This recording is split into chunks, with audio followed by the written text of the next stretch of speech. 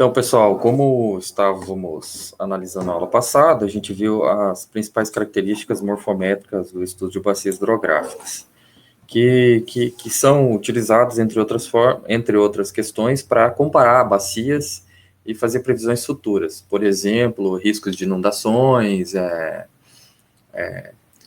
intervenções na bacia hidrográfica por conta de assoreamento, uma bacia que tem uma alta drenagem, ou ela era muito...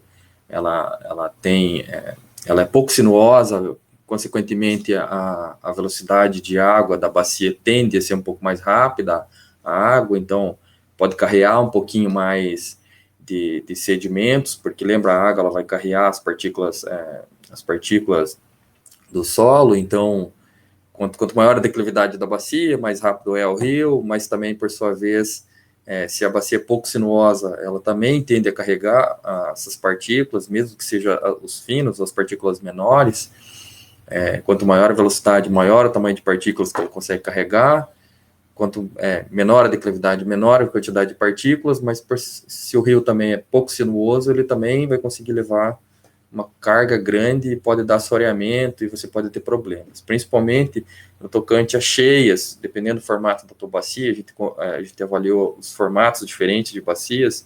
Mais circular, ela tende a ter problemas com cheias, formato mais alongados, a drenagem dessa bacia é um pouco melhor, então tende o tempo entre a chuva cair no começo da bacia até lá no final, para sair no exutório, é maior, então tende a ter menos problemas com cheias. Então, toda vez que a gente faz esse tipo de discussão de parâmetros morfométricos, é justamente pensando ou em comparar ou fazer previsões futuras, mas principalmente comparar bacias entre bacias, pensando no uso que você vai dar para essas bacias, no planejamento que tu vai dar, ou as ações que você vai ter que conter nesse tipo de bacias hidrográficas. Positivo.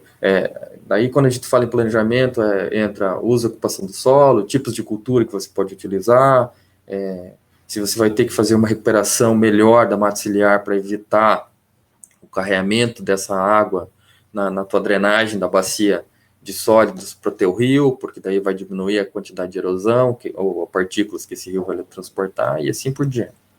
Então, a gente viu a área de bacia, só para dar uma recapitulação rápida, porque a aula de hoje a gente vai fazer um exercício. Viu a questão de forma da bacia, que nos informa, avaliamos o fator forma, o coeficiente de compacidade, que também vai fazer uma relação com a forma da bacia, mas pegando a bacia como um círculo, considerando a bacia como um círculo. O índice de circularidade ele vai ser um pouco mais semelhante à relação com o fator forma, vocês vão ver, daí a gente faz uma relação entre as duas. A gente avaliou o coeficiente de massividade, o coeficiente orográfico, são bem semelhantes, um depende do outro. Na verdade, o orográfico vai depender da massividade, mas você vai fazer uma distinção entre terras altas e terras baixas, quanto maior a proporção de terras baixas, assim. Avaliamos a rede de drenagem, para classificar as bacias, o porte delas, que tamanho que elas são, questão da ordem das bacias. Avaliamos também a densidade de drenagem, que envolve, entre outras coisas, geologia, topografia, solos, compactação, vegetação, os valores usuais aqui que a gente tem. A densidade hidrográfica, também chamada densidade de rios, que vai fazer uma relação entre a área e o número de rios de primeira ordem. Avaliamos também a questão do percurso superficial, que vai fazer uma relação entre o valor em relação à declividade dessa bacia, pensando na área drenada, vamos pensar assim, o quanto que fica drenando, se embaixo tem drenagem, ou se a drenagem é muito alta. Passamos também a questão do escoamento médio, extensão média do escoamento, que também vai fazer uma relação com relação ao retângulo. Você veja que a maior parte das relações das bacias hidrográficas sempre vão fazer com alguma forma, ou retângulo, ou círculo e afins. O coeficiente de manutenção, que vai te dizer quanto que você precisa, de pelo menos em metros quadrados, para manter um canal, para esse canal desse rio principal se manter perene, sem ter problemas de drenagem, vamos pensar assim, ou erosão, ou qualquer coisa do tipo. o índice de sinuosidade, que vai me falar quanto mais rápido esse rio vai ser, quanto menor a sinuosidade desse rio, então, quanto menos voltinhas que ele vai ter nesse rio, consequentemente, mais rápida tende essa água e essa drenagem desse rio, que vai influenciar principalmente no carreamento de partículas, né, sólidas nesse rio, né. A relação de relevo, que vai fazer a relação de relevo que vai fazer a diferença entre a amplitude dessa bacia hidrográfica, dividido pelo meu comprimento do canal principal, ou também a relativa vai fazer relação ao perímetro dessa bacia. O índice de rugosidade, que também vai fazer relação com a questão do relevo, ela é dada em metros, ela vai indicar a bacia se ela tem maior ou menor declividade, ou indica pelo menos a predominância desse declive. E fechamos com o clinográfico e a hidrometria. Esses 2 itens nós vamos avaliar a aula que vem, possivelmente, para fechar.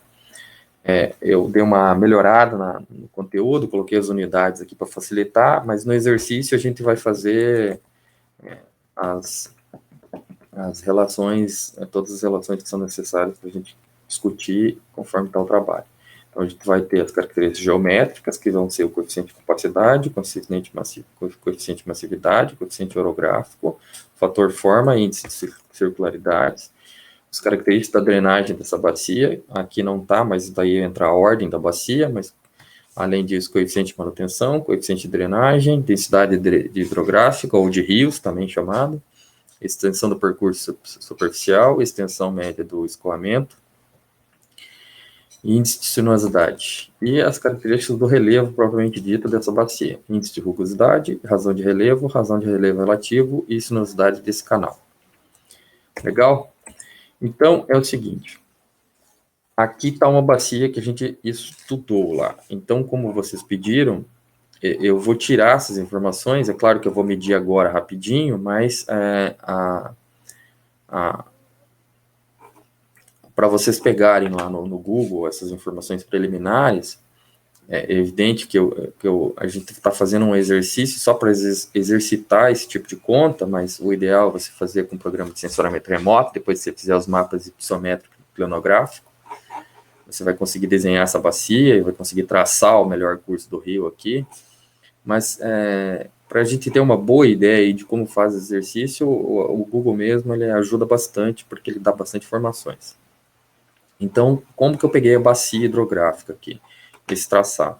Eu vou lá em métricas do Google lá, unidades métricas, já vou lá para vocês verem, e eu vou em polígono.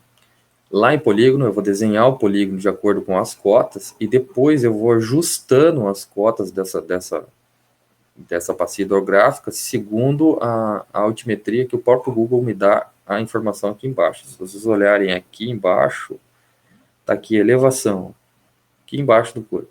Então, você vai ajustando, à medida que for medido, a elevação dessa bacia, só para você caracterizar ela aqui. Eu vou lá no Google agora, vou desenhar essa bacia novamente, mas de forma bem rápida, para a gente não perder muito tempo.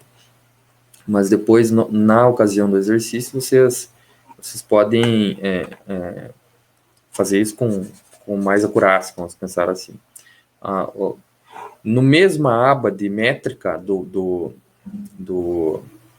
Google Earth, vocês vão conseguir ir lá, vocês vão trocar para caminho e vão fazer o caminho do rio principal.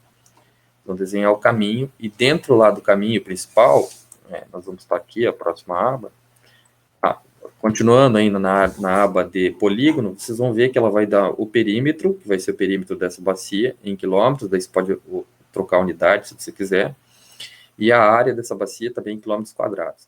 Lembrando que tem que ser a mesma unidade, tá? E lá, quando vocês forem fazer as contas, tem que estar na mesma unidade também. Por quê? Porque eu já vi, e eu falei para vocês até o artigo que eu mandei, não me lembro qual o índice, mas ele compara o metro com quilômetro. Ele fez uma relação de dividir quilômetro por metro, então não é coerente. Tem alguns artigos que tratam as bacias como metros quadrados e o perímetro em metros. E daí, consequentemente, todas as outras contas é tudo em metros.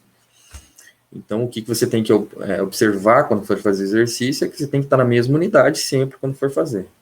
Salvo algumas exceções, que eu acho que, se não me engano, é a extensão do percurso superficial, que no resultado te dá em quilômetros, mas depois você tem que multiplicar para metros. E, se não me engano, no índice de rugosidade, que você também tem que fazer essa correlação, porque ela vai te dar em quilômetros, você tem que multiplicar para metros para você ter o valor exato. Mas a gente vai fazer essas relações. Então, uma vez que você catou esse perímetro aqui dessa bacia, aqui você pode ir para outra aba, que é a caminho. Você não sai, você mantém. Vocês vão ver que o que está em destaque em amarelinho sempre é o que você está observando aqui. Professor, então, ó, oi, pode falar. Perdão, desculpa. Esse da bacia, o grandão lá que o senhor fez em volta, é o caminho também? É um caminho? Como que é? Não, você vai fazendo como se fosse um caminho. Eu já vou fazer lá no Google, vocês vão dar uma olhada já. Mas o que eu quero dizer é o seguinte: antes de você fechar a aba, você tem que ir anotando as informações, senão depois você perde ela. Então, ó, eu tô na mesma aba, tô na aba polígono aqui. Depois eu troquei a aba para caminho. Ó. Pode ver que ficou em branco a minha bacia. Quer dizer que ela tá lá ainda, as informações. E agora eu fiz o caminho que eu quero. Depois que eu fiz o caminho, ele vai te dar aqui em quilômetros aqui, ó. Você pode também transformar para metros. É aquilo que eu estou falando. Se você for fazer a relação tudo em metros, tu vai trabalhar tudo com metros. Você vai trabalhar tudo em quilômetros, tudo em quilômetros. E aqui, nessa janelinha aqui, ó, exibir perfil de elevação, quando tu clicar, ela vai aparecer essa característica aqui, ó, que é dentro da nascente até o tal VEG lá, ou exutório, que você vai ter, perdão, até o exutório, que ela vai te dar essas informações aqui que você vai olhar. Vai pegar a elevação maior, a menor, a máxima, a média e a mínima. Lembrando que a média das elevações, ela faz uma relação com as altitudes ponto a ponto, pelas distâncias. Então, determinada distância é uma altitude, daí anda mais um pouco, outra altitude, anda mais um pouco, outra altitude. Soma todas as altitudes em relação às distâncias e faz a média, não é? Às vezes as pessoas confundem que pega a altitude máxima, mais a altitude mínima, divide por 2, deu a média. Não é, é a média da bacia hidrográfica. O Google já faz isso para você. Então, alguns softwares também vão fazer isso. Então, aqui já está te dando essa relação em vermelhinho aqui, e ele te passa outras informações, como até a diferença entre o ponto máximo, médio e mínimo e afins. Então, trocando a aba aqui agora para a linha, se você trocar, você vai conseguir fazer o tal VEG. Ó. Pode ver que ficou branco a bacia, ficou branco a linha do canal principal, que é o comprimento axial, e agora eu estou medindo o tal VEG de ponta a ponta, que é em linha reta aqui, que ele vai te dar a informação aqui do tal VEG. Beleza? Então, essas informações você pode pegar facilmente. Eu vou lá no Google agora para a gente fazer isso aqui novamente. Depois eu vou anotar. Professor, a minha dificuldade está sendo. Pode falar.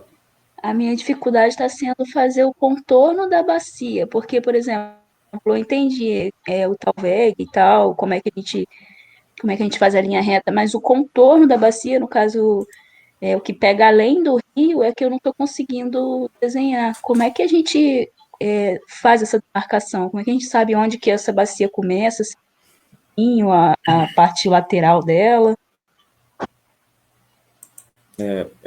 Então, no Google, é claro que conforme você vai trabalhando com questão de bacia hidrográfica, você vai mais ou menos lendo elas ao longo do tempo. É claro que a boa parte de vocês aí não tem experiência, então a gente vai fazer esse exercício aqui, ele não vai pegar de forma precisa o que está a bacia hidrográfica. Então, o propósito dele é a gente justamente fazer essa relação de exercício. Eu vou voltar para o Google aqui e a gente vai lá rapidinho avaliar aquela bacia hidrográfica que eu estava fazendo, tô usando de exercício aqui. Tá, todo mundo tá vendo o Google, né? Oi? Alô, aqui pessoal? Sim. Tá, sim, então, sim. Tá, eu abri o Google agora, normal, aqui, tô palotina, aí vou para Terra Roxa para catar aquela bacia ali do exercício em questão lá. Acho que a aula passada a gente catou essa aqui, esse exercício eu estava pegando essa aqui, que tem essa nova Sarandi aqui. Então é o seguinte, se escatar, a bacia tem que ter o início. Ela começa, ela tem um exutório, eu vou marcar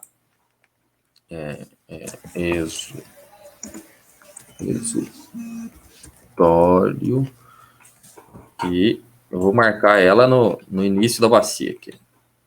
Então você pode ver que meu riozinho está correndo aqui, ó. Ele vem, ele vai cair no rio principal. Na outra bacia, porque ele é um tributário da bacia. Então marquei o exutório. E agora eu vou marcar o início da minha bacia, que é o meu rio principal. É claro que se você fizesse a hipissometria aqui, você ia conseguir as curvas de níveis desenhadinhas aqui, bonitinhas já, para você saber literalmente onde está teu curso principal do rio. Se você catar aqui e andar por ele aqui, tu vai ver que a nascente vai estar por aqui. Então, eu vou considerar aqui só para fim didático aqui, para a gente fazer as contas aqui. Então, vou colocar aqui nascente. Pode ser que seja um pouquinho mais para a direita, um pouquinho mais para o lado, pode ser que até que nasça aqui do outro lado, nessa mata, porque assim, você tem que pensar que quando, vamos pensar em bacias que são principalmente que tem área urbanizada, dificilmente, onde não tem mato, não tem água, porque senão o pessoal já tinha derrubado e tinha invadido, tá? Não é regra, mas é dificilmente, salvo exceção que aqui é eucalipto, né? Mas vamos pensar que a nascente nasceu aqui, ó.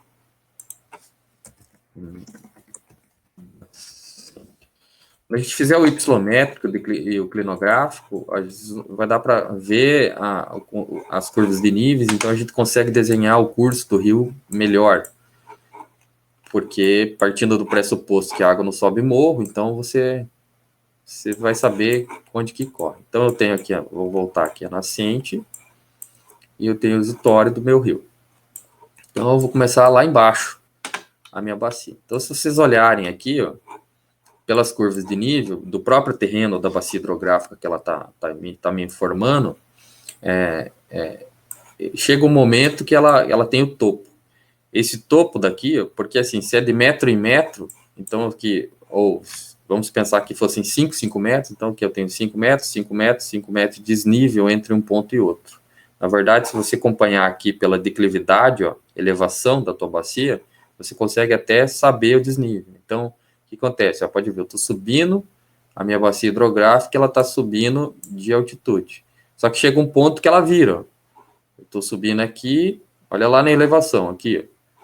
Estou andando com o mouse aqui, com o cursor, chega um ponto que ela vai virar, ó, 70 metros, de 270, 271, 270 de novo, começa a 69. Quer dizer que ela já partiu para o outro lado, já caiu para outro lado. Então, eu tenho uma bacia hidrográfica que está aqui, e aqui, em determinado momento, ela cai para essa outra baciazinha pequena aqui, ó. Então, a minha bacia hidrográfica, uma delas está aqui. Se eu fosse desenhar só essa aqui, ela estaria aqui. Aqui tem um outro curso que aqui drena para cá e aqui drena para cá. Então, ela vai estar por aqui. Geralmente, quando vocês têm esses bolsões aqui, geralmente não, é quase sempre, quando vocês têm esses bolsões, quer dizer que já é o topo da bacia, porque se aqui está na mesma cota de altitude, essa linha aqui, é claro que no hipissométrico ia ficar melhor de ver, então, o teu topo de bacia está andando por aqui, assim. Ó, aqui tem outro bolsão reto. E assim por diante. Depois você ajusta, você faz um desenho preliminar dessa bacia, pensando nessas curvas, porque tem que pensar assim, ó, aqui eu tenho uma drenagem, uma bacia que vai ter uma drenagem para cá, caindo para ela. Sempre o rio vai drenar tudo que está em volta dele. Então, eu tenho essa bacia, esse rio menor aqui, esses riozinhos menores aqui, que está drenando para ele. Então, só que eu tenho esse outro lado aqui que também está drenando para ele. Então, aonde que é o ponto médio que passa de um para o outro? Então, vai chegar um momento que a água que está aqui cai para cá e a água que está aqui cai para cá. Então, assim, essa com maior precisão tu vai conseguir no hipissométrico, mas o Google você consegue ajustar isso. Já vou mostrar como. Então, eu vou fazer o percurso grosso da bacia hidrográfica aqui, pensando numa linha média entre as duas bacias, ó, porque aqui eu tenho uma bacia hidrográfica e aqui eu tenho a bacia hidrográfica que eu estou analisando. São duas aqui, ó, uma do lado da outra. Vou colocar essa aqui, tem 3, uma do lado da outra, e assim por diante. Perdão. Então, o que acontece? Vamos pensar um ponto médio entre as duas aqui, que é o que está passando o divisor de bacias. Esse ajuste entre para lá e para cá, tu faz o fino depois que eu vou mostrar para vocês. Então tá, então vamos começar. Então eu tenho, ó, veja, esse rio corre para cá, então eu tenho uma área de drenagem para cá, uma para cá, outra para cá, outra para cá. E eu tenho meu rio maiorzinho aqui que está drenando para ele. Então, se você pensar na tua bacia, agora eu vou começar a medir a minha área. Então eu vou aqui em cima, lá no Google, aqui, ó. Aqui em cima, operações métricas ou mostrar régua. Essa mostrar régua, ela vai te dar uma linha aqui, ela abre geralmente com essa linha, tu pode definir se tu quer quilômetros, metros, pés, milhas, jardas, centímetros, o que você quiser. Geralmente a gente trabalha em quilômetro. Lembrando que se for trabalhar a unidade, trabalha todas as mesmas unidades. Então eu vou usar caminho, polígono e a linha reta como quilômetro. Então eu vou traçar agora em linha reta do exutório, eu vou medir o Talveg. Então vai ser do exutório até a minha nascente. Então eu vou clicar aqui na minha linha. Vou tirar a linha reta.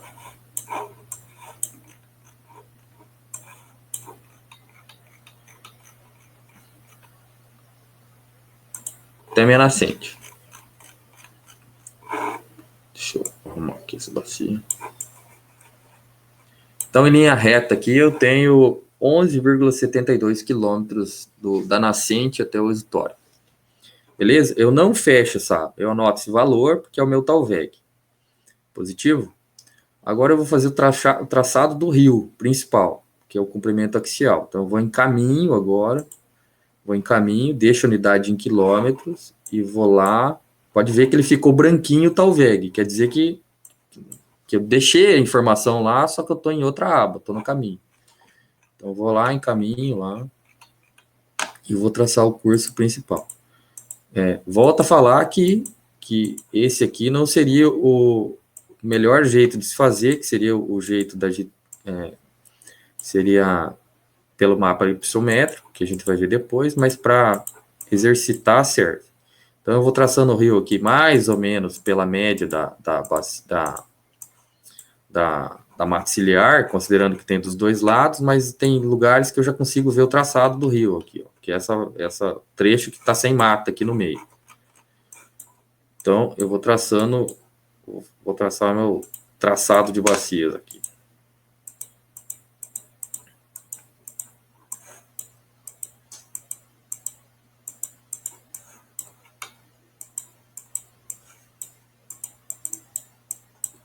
Aqui não ficou muito certinho, mas eu vou traçar mais rápido.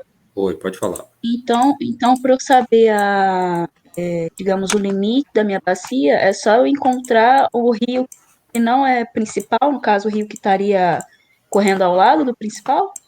A gente já vai fazer lá o limite do bacio. Vou traçar só o caminho do axial aqui, tô fazendo bem grotesco aqui. Tem bacias que é bem fácil de ver, tem bacias que é um pouco mais difícil. Por exemplo, se você catar aqui, ó, aqui meu rio já está correndo para cá. Se você catar aqui, ó, ela já... Opa. O rio está correndo aqui, ó. Mas que coisa. Vem para cá, vai fazendo essas voltinhas aqui. Mas vamos lá, para ser mais rápido. Ele dá essas voltas aqui todas. Tem bacias que é bem facinho de identificar, tem bacias que não. Se você fosse fazer pelo Y-métrico lá, ele ia te dar, dependendo da curva métrica que você a distância métrica entre as curvas de nível que você ia fazer, ia ficar melhor ou mais fácil identificar o rio. Mas também tem situações que fica bem dúbia onde que está passando. Quando eu falo dúbia, é para saber se o rio está um pouquinho para cá ou se está um pouquinho para cá, tá?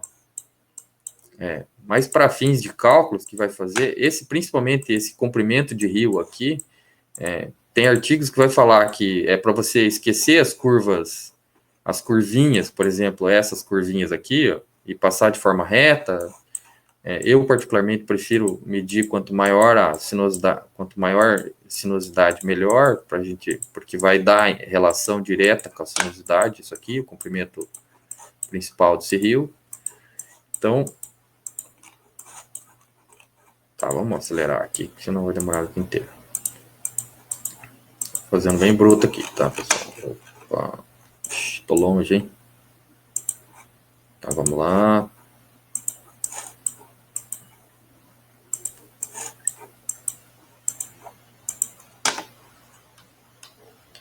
Tá, cheguei aqui no resultado. Então, se você olhar aqui agora, tem um comprimento de 12,98 quilômetros. Deixa eu ver se eu amplio. Esse aqui vai ser meu comprimento axial. Perdão. Vou tomar uma aguinha aqui. Então, eu medi o meu comprimento axial. Claro que eu gostaria que você fizesse quanto mais detalhado, melhor. Eu medi esse comprimento axial e agora eu vou aqui, ó, perfil de elevação. Se eu clicar no perfil de elevação, ele vai me dar essa janelinha aqui, ó, que é a elevação desse meu comprimento que eu acabei de fazer aqui, ó. Como é que está? Professor, Oi. se fizer um caminho inserindo ali para ficar salvo, que nem você inseriu um ponto, né? Aí tem para inserir o polígono e inserir o caminho, né? Uhum. É possível exibir esse perfil de elevação também? Não, ele só vai te dar o perfil de elevação no caminho que você fizer. Só que se eu começar a fazer outro caminho aqui, ele já apaga, né? Sim, não nessa régua, eu tô querendo dizer, ali do lado, não sei se você conseguiu me entender. Não consegui, desculpa. Na parte de cima ele tem o pontinho amarelo, quando você vai inserir o ponto, né? Aham. Aí tem inserir o polígono e inserir um caminho. Porque daí quando a gente insere por ali, ele fica salvo, né? Mas daí eu não sei se aparece esse perfil de elevação. Ele Então, aparece sim. Uhum. aparece? Ah, então Sim. melhor. Ali Então por melhor. Ele cima fica ele vai salvo, né? ficando salvo. Então melhor. Então tá, mas enfim, quando você coloca o perfil de elevação, aqui vai aparecer a elevação mínima, média e máxima da bacia, considerando a média, então, em relação aos pontos, em relação às distâncias da bacia hidrográfica, não é a média simples, tá? Máximo, mínimo dividido por 2, então é a média em relação a todas as cotas desta bacia. Vai aparecer aqui a questão de inclinação, porcentagem de inclinação que tem, máxima, média e quanto que tem. Mas com essa elevação aqui, você consegue fazer a amplitude da bacia hidrográfica, a cota média dessa bacia hidrográfica, para terminar de fazer as contas, por exemplo, de relação de relevo e afins. Aí tu vem polígono, ou pode ir pela outra aba. Eu vou tirar aqui o perfil de elevação para ficar fácil de ver. Professor, até essa era a minha dúvida. A amplitude altimétrica, a gente pode fazer do rio, então? É do rio principal. Não da bacia. Não, é do rio principal. Tá bom, beleza. Beleza? Então, beleza. Então, aqui, vamos lá em polígono. Agora pode ver que ficou branquinho a minha relação aqui tanto do Talveg quanto do comprimento axial lá, do rio principal. Eu vou desenhar polígono, lembrando tá, é cota. Então, pensando que eu tenho uma bacia hidrográfica que drena para cá, essa pequenininha está drenando para ela e essa grande está drenando para ela, um meio seria por aqui. Eu vou desenhar de forma grotesca, depois eu mostro como que a gente ajusta aqui essas informações. Então, pensando que a bacia está correndo, opa, ela está aqui, ela está correndo para cá.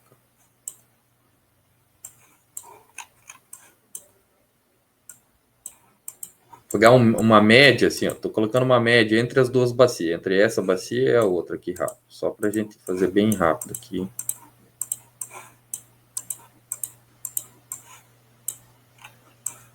Opa.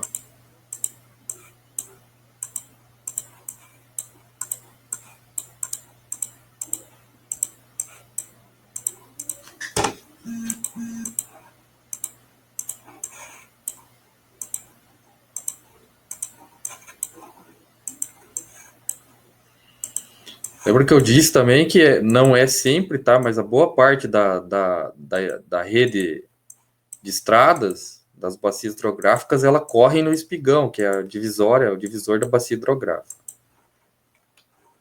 Tá, fechei minha bacia aqui.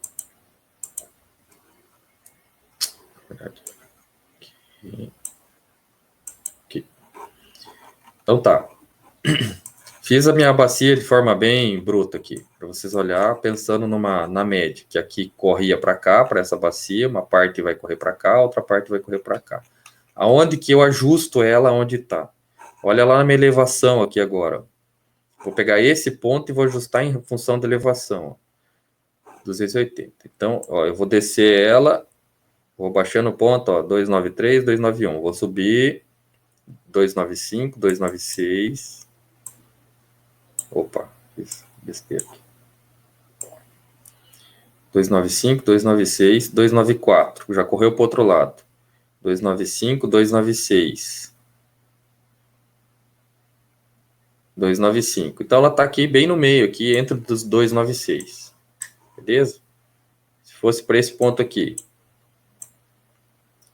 313, 315, 315, 313, 314. Então tá no meio do 315. Tá aqui, esse outro ponto. 299, 301, 302, 303, 304, 305, 306, 307, 308, 309, 310, 11, 12, 13, 14. Já voltou, já começou a baixar.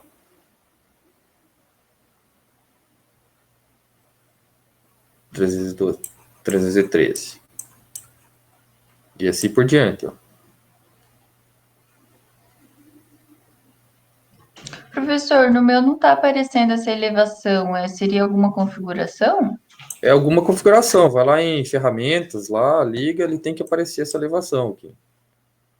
Mas geralmente ela já vem com essas informações que eu estou abrindo aqui. Até eu estou com um notebook, eu tinha formatado esse meu notebook, eu instalei recentemente, não tem nada nele aqui no Google Earth, geralmente se deixa salvo algumas coisas. Ela já vem com a configuração padrão, que te dá essa elevação. Então, tá marcando tudo só 0 ali na elevação. Então, era para estar aparecendo, porque no Google Earth, pelo menos o Pro, ele tem. Qualquer coisa desinstala, ele instala de novo. O Pro, ele vem com a configuração padrão que aparece tudo. Enfim, tá entendido aqui, gente? Como é que ajusta? Claro que essa aqui, se a gente estivesse no QGIS, ele ia desenhar essa, em função dos dados da SRTM, ele ia desenhar essa bacia hidrográfica. Mas para a gente fazer esse exercício de comparação, ele serve, tá? Ele vai mudar não muita coisa aqui de diferença dessa bacia. Beleza? Novamente, ó, tu cata a bacia aqui, olha lá os dados de elevação, para a direita, para a esquerda, vê onde está subindo. 34, aqui já vira 33, então está bastando por aqui. Aqui mesma coisa. 16, 17, 17. Voltou para 16, então está passando na 317. E assim por diante. Uma vez que você ajustou ponto a ponto aqui, tu vai ter a base da tua bacia.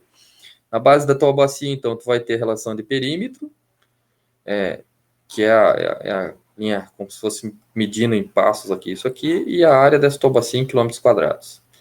Lembrando, se for trabalhar tudo em quilômetros, ou tudo metros, ou tudo em centímetros, tem que estar na mesma unidade. Com todas essas informações aqui, que é o básico, você vai medir o comprimento de todos os rios, todos eles. Aí você faz um caminho separado, você pode ir salvando esses caminhos aqui desses rios, de todos eles. Todos os rios que tiver características de drenagem, essa bacia. Todos eles, todos os perfis. Você mede todo o comprimento desse rio, porque você vai, para fazer as contas, entre outras coisas, você vai precisar a soma total de todos os rios, das bacias, e depois você vai ter que avaliar a ordem dessas bacias. Positivo? Eu vou lá na apresentação agora, que lá eu fiz essa soma aqui para vocês olharem.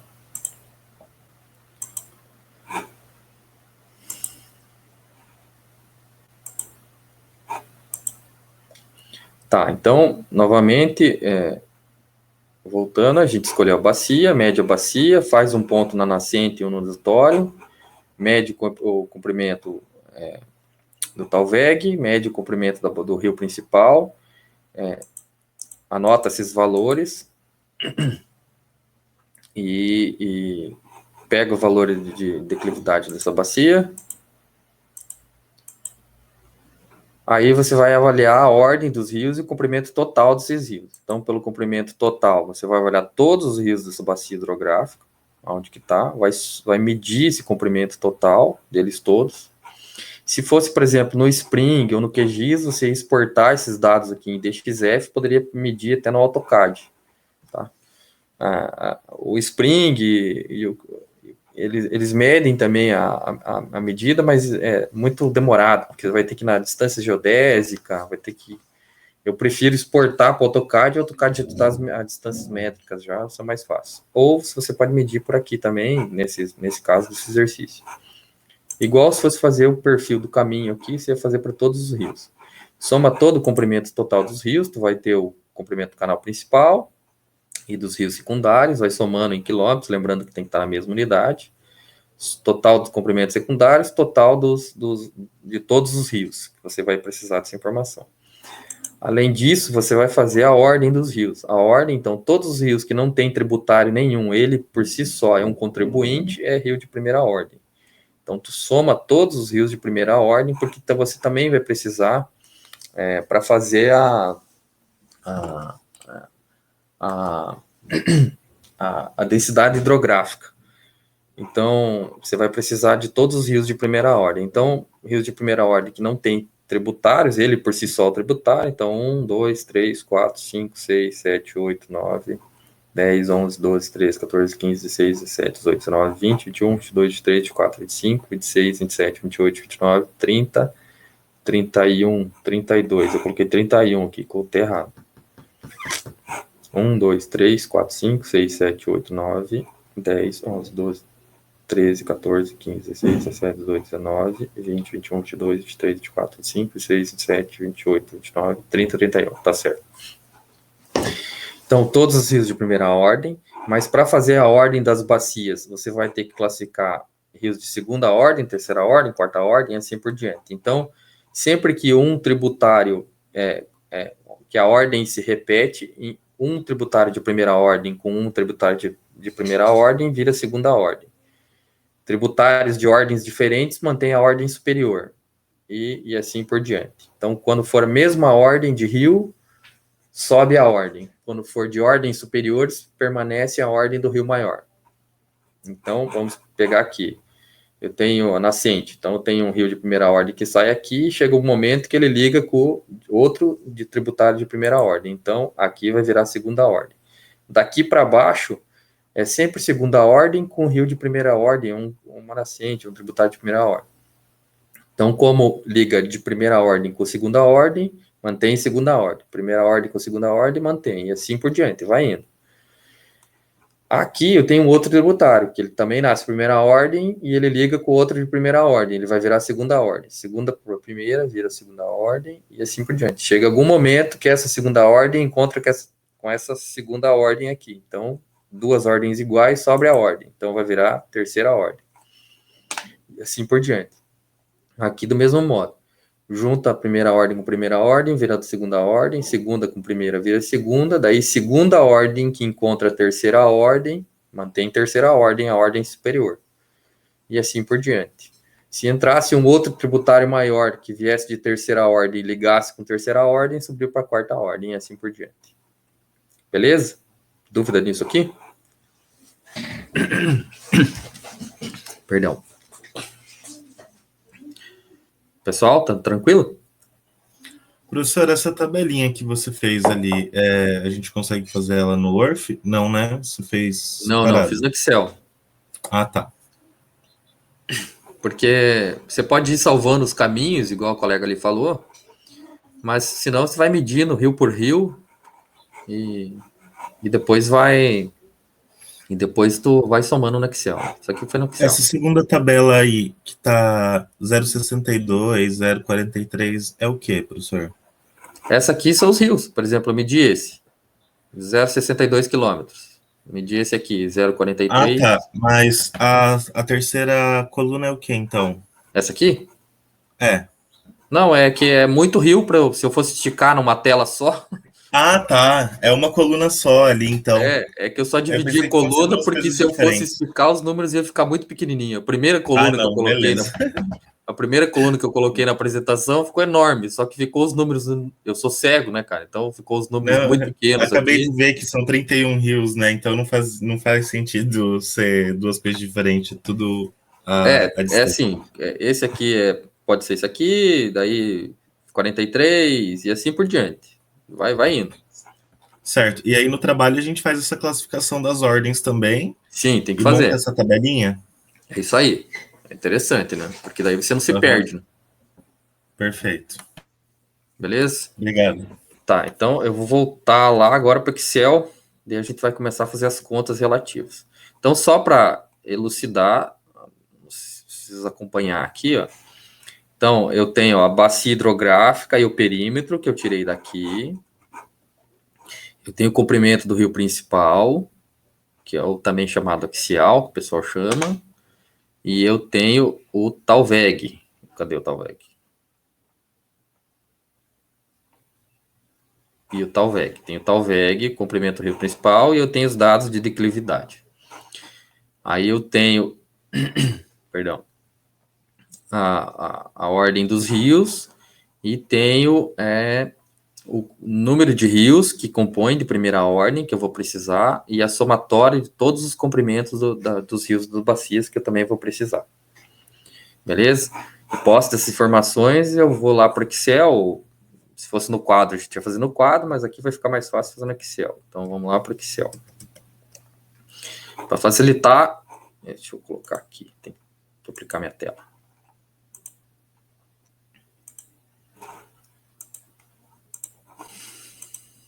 Para facilitar minha vida, eu coloquei os coeficientes aqui do lado e dividi os parâmetros em geométrico, drenagem e relevo.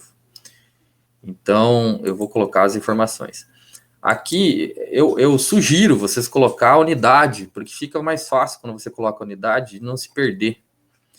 Porque se você coloca só o número, aqui depois vai ter situações que você vai multiplicar metro com quilômetro quadrado, e daí já vai virar uma bagunça. Então, eu sugiro colocar uma coluna de unidades para te auxiliar nas equações. Então, como eu anotei lá a minha, perdão,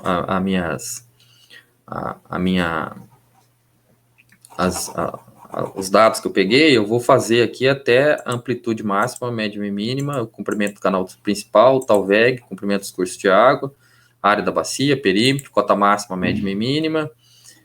Daí, a partir daqui do coeficiente de massividade, a gente começa a calcular o que são eles. Então, daquelas informações que estavam lá em tela, depois vocês podem conferir, eu vou colocar agora, porque eu já tenho salvo aqui. Eu tenho que a minha área da bacia é 40,41 km², o perímetro da minha bacia era 31,12 km, a cota máxima em metros, tá? Estava na 334, a minha cota média era 256, a minha cota mínima era 228. Deixa eu pular aqui, vou colocar o comprimento axial, que estava medido lá, foi 12,83 quilômetros, e meu Talveg era 11,67 quilômetros. O comprimento total, que era aquela tabela lá, que somava o comprimento do axial mais os demais rios, dava, na minha tabela lá, 37,10 km.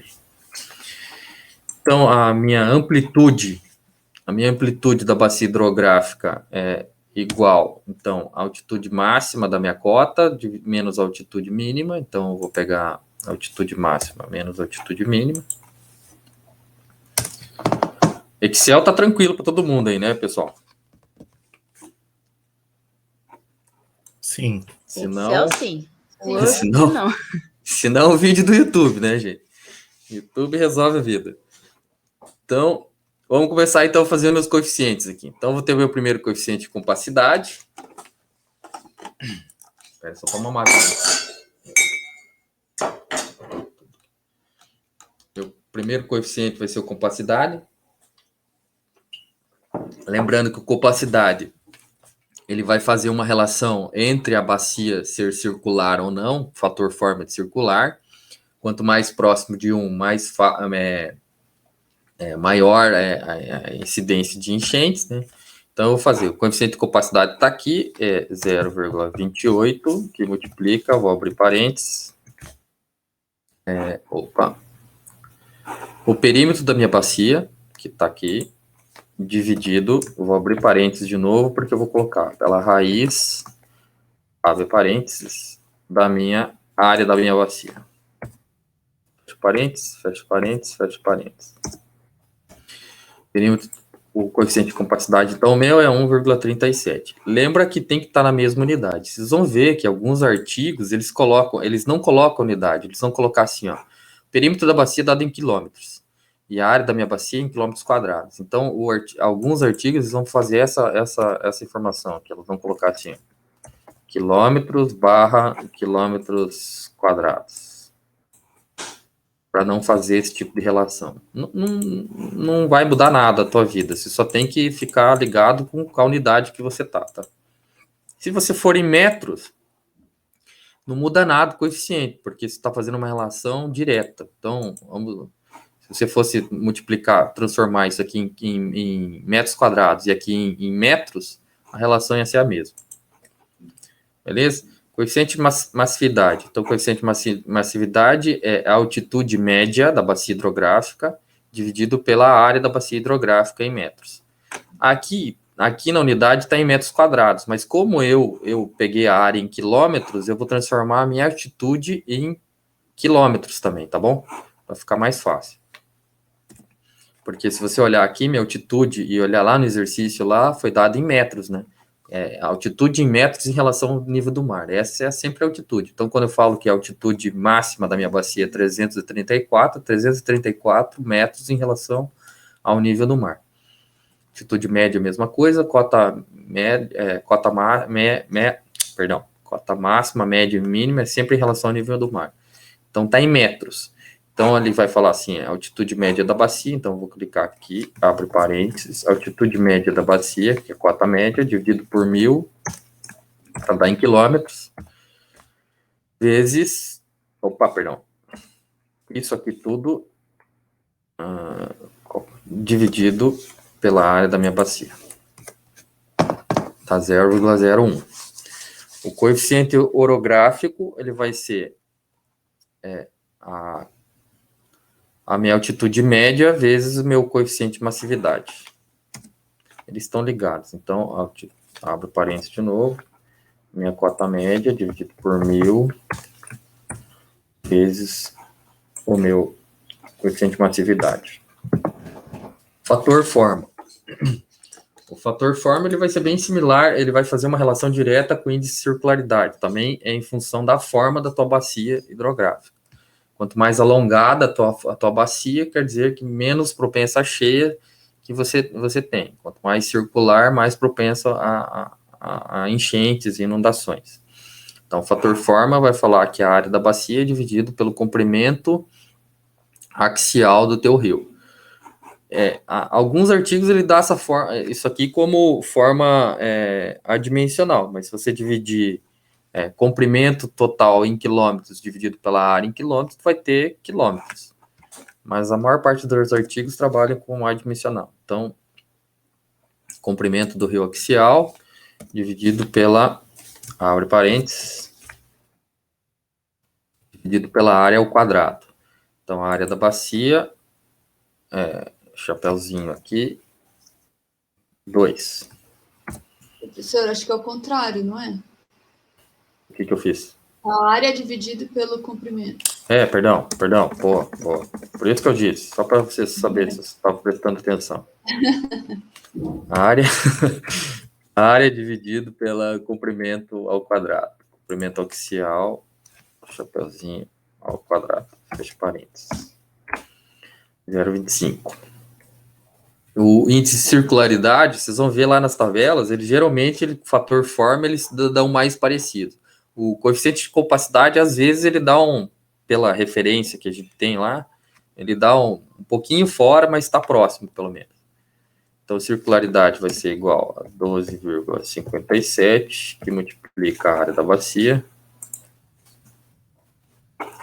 Fecha parênteses. Dividido pelo perímetro ao quadrado. Vou abrir parênteses de novo. Perímetro ao quadrado. 0,52. Terminamos. Ordem da bacias, eu vi que era a terceira ordem. Número de rios, se não me engano, era 31, né? Os rios de primeira ordem. Coeficiente de densidade de drenagem. Densidade de drenagem é a somatória de todos os rios. Somatória do comprimento total de todos os rios dividido pela área em quilômetro quadrado. Esse aqui também, geralmente, o pessoal usa adimensional ou se não usa dessa forma aqui, que é quilômetro dividido por quilômetro quadrado. Usa nessa relação aqui. Depende do artigo. Então, mas dá na mesma. E às vezes essa relação aqui, eles também dão em metro. Mas se você transformar, fazer a relação comprimento total dos rios em metros e dividir pela quilômetros quadrados e transformar em metros quadrados, que tem que transformar na mesma unidade, dá na mesma. Só tem que lembrar que tem que estar na mesma. Então, somatória dos rios dos cursos total é 37,10 dividido pela área da sua bacia, 41 quilômetros quadrados. 0,92. Coeficiente de manutenção. Coeficiente de manutenção, esse aqui ele vai te dar em metros quadrados o resultado, mas você tem que fazer a conta conforme as unidades que você está trabalhando. Porque, veja, se você transformar... O coeficiente o coeficiente de manutenção, ele vai fazer... Lembra, ele vai fazer aquela relação de quanto que você precisa de rio para manter o teu canal, 1 metro de canal perene, ou seja, que ele se mantenha regular, sem ter problema de erosão e afins. Então, se você catar aqui o coeficiente de manutenção, ele é 1 dividido pela densidade de drenagem. A densidade de drenagem foi calculada em quilômetros, mas se eu pegar a conta da densidade de drenagem, se eu fizer a somatória dos rios em metros, dividir pela área em metros, a relação é exatamente a mesma, 0,92, não vai mudar a unidade. Então, o coeficiente de manutenção, ele te dá em metros, mas não importar, literalmente, você trabalhar em metros ou trabalhar em quilômetros as unidades anteriores. Isso que eu quero dizer. Então, ele vai ser 1 dividido... parênteses, 1 dividido pela densidade de drenagem, que multiplica 1000. Então, tá 10.090, literalmente. A densidade hidrográfica, ele está aqui em quilômetros, mas ele é adimensional, porque a densidade hidrográfica, ou densidade de rios, ela vai falar que é o número de rios, que é um N, dividido pela área. A área está dada em quilômetros quadrados, mas na verdade vai ter isso aqui, né? Rios barra quilômetro quadrado. Então, o número de rios era... Qual é o meu número de rios? Número de rios 31, de primeira ordem, dividido pela área da bacia. 0,77. Perdão, percurso superficial. Percurso superficial, ele também vai seguir aquela relação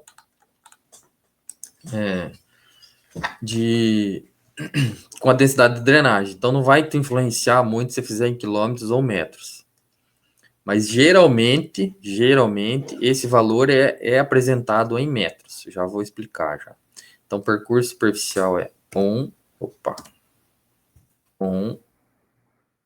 dividido por, abre parênteses, 2 vezes a densidade de drenagem. Ele vai estar 0,54. Esse valor aqui, tá? A densidade de drenagem foi calculada em quilômetros.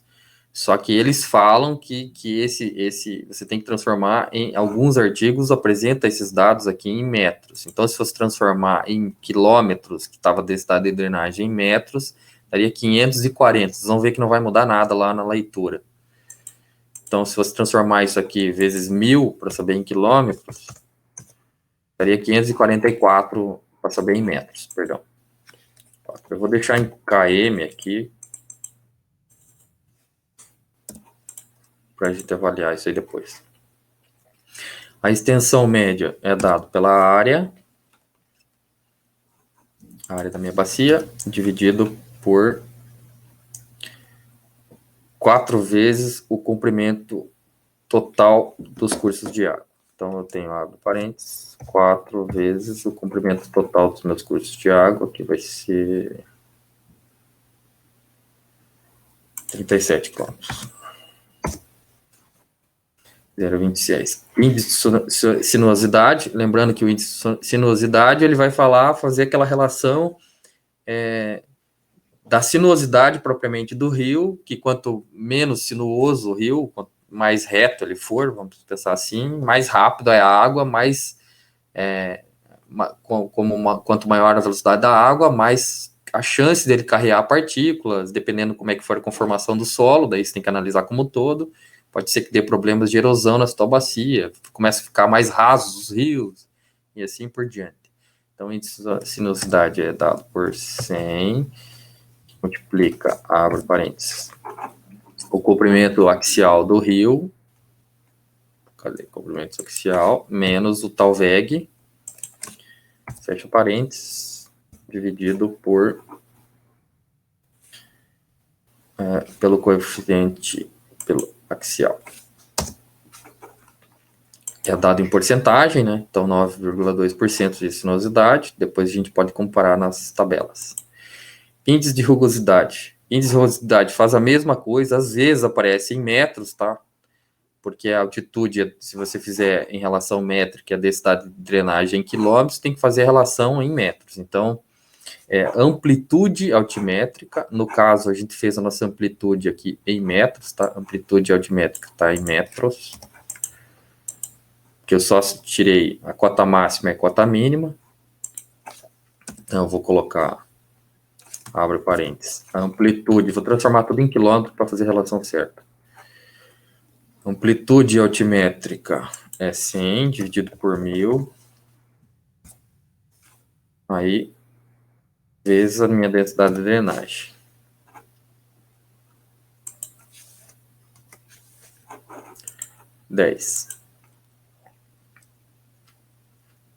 Na verdade eu fiz uma besteira aqui, porque como a densidade de drenagem é um índice que não importa se você está em quilômetros ou metros, se você fizer...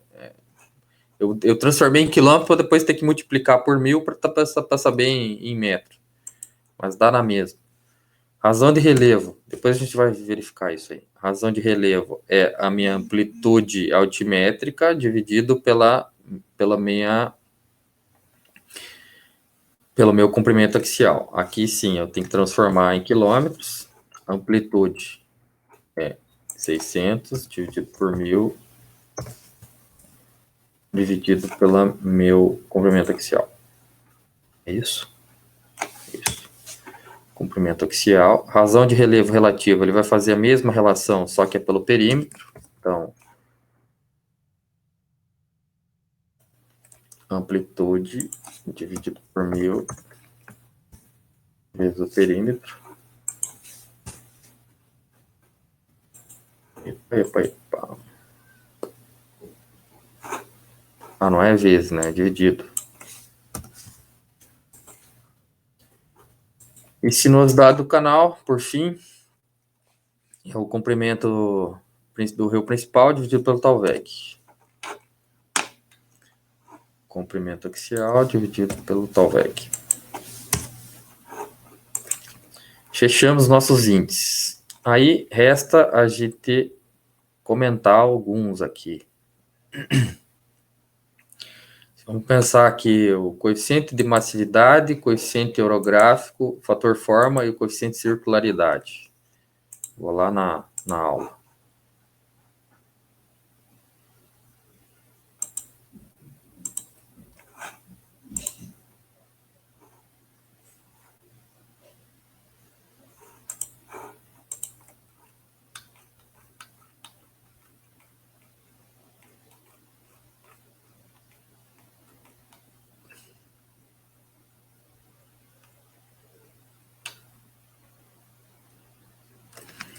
Então, vamos lá.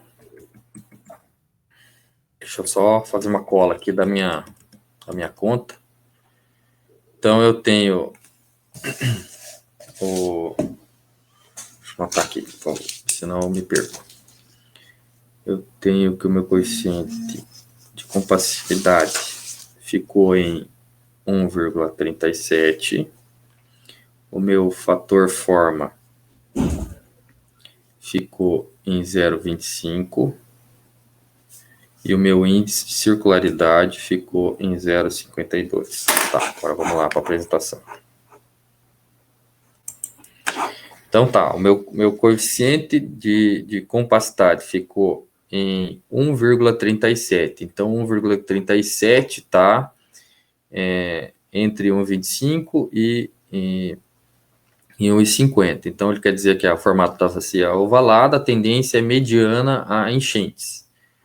Aí vamos pensar o coeficiente de fator forma e o índice de circularidade, que são esses dois itens. O índice de circularidade ficou entre 0,25, ficou 0,25, então é de 0,50 a 0,30, que está no meio. Não, na verdade está menor, está 0,25 está aqui. Que é a tendência à conservação, quer dizer que a bacia é comprida. E o meu índice de circularidade ficou em 1,80, então ficou maior, ficou em 0,52, então ficou entre esses dois aqui. Na verdade, se você catar os três índices aqui, ficou a tendência mediana para a conservação. Então, se você catar pelo fator coeficiente de compacidade, ele ficou dando tendência mediana. O índice de circularidade, o fator forma deu tendência de conservação e o índice de circularidade deu tendência abaixo. Então, razoavelmente, dentro da razão dessas bacias aqui, essa bacia tem uma tendência geral à conservação ou baixa tendência de ter problemas futuros. Se os demais índices, sinceramente, eu não li as relações desses artigos que fazem essa relação aqui, mas se você catar pelas referências bibliográficas, essa bacia está razoavelmente tranquila. Claro que quando você vai analisar os demais índices, tem que avaliar o todo. Por exemplo, se o índice de circularidade, vamos catar o índice de circularidade, vou catar lá rapidinho no Excel. O índice de circularidade deu...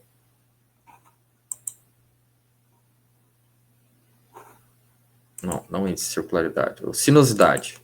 O índice de sinuosidade deu 9,04. O índice de sinuosidade